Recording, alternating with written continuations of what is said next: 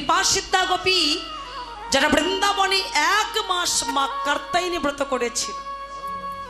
কোন মাস বাবা? কার্তিক মাস, যাকে বলে দামোদর মাস। এই একটা মাস আমাদেরও পালন করতে হয়, ঘিয়ের প্রদীপ জ্বালাতে হয়। কার মঙ্গলের জন্য? ওমা, ঘিয়ের প্রদীপ জ্বালাবো কার মঙ্গলের জন্য? সংসার না। এতদিন তো সংসারের মঙ্গলের জন্য ভগবানের কাছে অনেক কিছু চেয়েছি। ওই 1 মাস প্রদীপটা জ্বালাবেন, কার মঙ্গল হবে? আমার জগৎপতি ভগবানের। সকল নারীদের করা দরকার।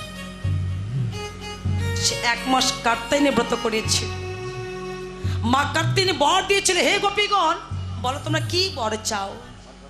গোপীগণ ডেকে বলেছিল, মা এই বর দাও, নন্দের নন্দন শ্রীকৃষ্ণকে যেন আমরা পতি রূপে পাই। বর দিয়ে চলে গেল। ভগবান ছলনা করেছিলেন, বসনগুলিকে চুরি করেছিলেন। কোন বসন? যে বসন আমাদের অঙ্গে আছে না, এটা বহিরঙ্গ বসন। জগৎকে দেখিয়েছে না। লজ্জা, ঘৃণা, ভয়, এ 3 থাকতে কখনো গুরু ভজন না। ভক্তের লজ্জার ভয়, লজ্জার বসন, ঘৃণার বসন, এগুলো চুরি করে নিয়েছিলেন। আপন আপন পতিকে পরিত্যাগ করে, সন্তানকে পরিত্যাগ করে, ঘর পরিত্যাগ করে ছুটে চলেছিলেন হা কৃষ্ণ প্রাণ কৃষ্ণ বলে।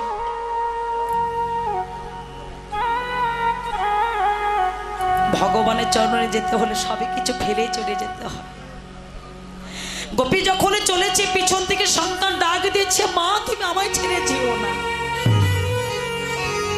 মায়ার সংসার তো বাবা, যখন কেউ কাউকে ছেড়ে চলে যায় তার জন্য প্রাণ কাঁদে। সন্তান পিছন থেকে ডেকে বলছে, মা তুমি যেও না, তুমি যদি আমায় ছেড়ে চলে যাও, জগতে মা বলে কাকে ডাকবো? ভাজা বলো ভুজো বলো ভাতের সমান নয়, মাসি বলো পিসি বলো মায়ের সমান নয়। মায়ের সমান